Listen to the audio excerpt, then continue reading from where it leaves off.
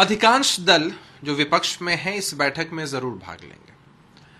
देखिए, विपक्षी एकजुटता की मुहिम में नीतीश कुमार जी लगातार लगे हुए हैं।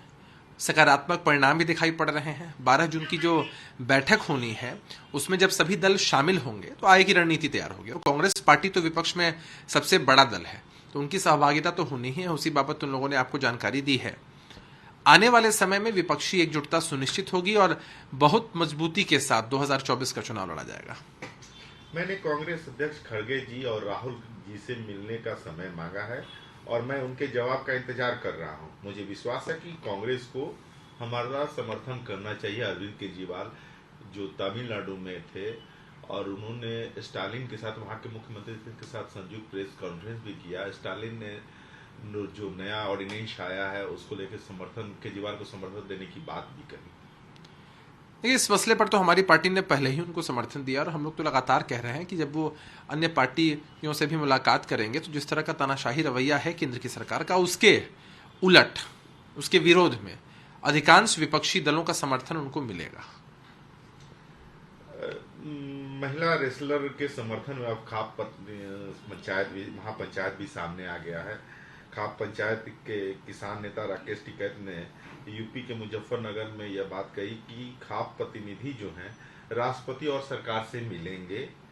खाप और इन महिलाओं की हार नहीं होगी।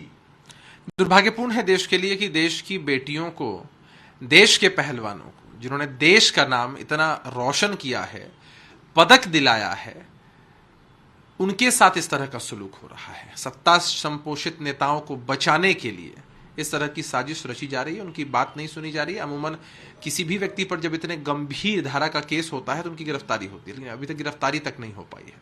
और जिस तरह का रवैया उनके साथ अख्तियार किया जा रहा है वो भी दुर्भाग्यपूर्ण है। ऐसे में पूरे देश से उनको समर्थन मिल रहा है और उन्हें आंदोलन करते रहना चाहिए। जीत जरूर होगी। एनसीईआरटी ने कोविड-19 महामारी को देखते हुए छात्रों पर सामग्री का बोझ न पड़े, इसके लिए उन्होंने पाठ्य पुस्तक से लोकतंत्र, राजनीतिक दलों, पूर्ण पृष्ठ और लोकतंत्र की चुनौतियों के अधिक वर्गीकरण के पूर्ण अध्याय को हटा दिया है। देखिए, हमारा तो ऐसा मानना है कि एनसीईआरटी के लोग फैसला करते हैं सारी चीज़ों के एनालिसिस के बाद, लेकिन देश के युवाओं को, देश के छात्रों को, जो आने वाले समय में देश के भविष्य होंगे, आगे उन्नति के राह पर चलेंगे, उनको देश की बखूबी जानकारी होनी चाहिए। जयराम रमेश ने कहा कि आज हम उन 100 सवालों से जुड़ी एक किताब लॉन्च कर रहे हैं जो हमने अडानी मुद्दे पर दिल्ली पर फरवरी में पीएम मोदी से पूछा था। कांग्रेस महासचिव ने कहा कि पहले भी हमने संसद में अडानी मामले में जेपीसी जांच की मांग की थी।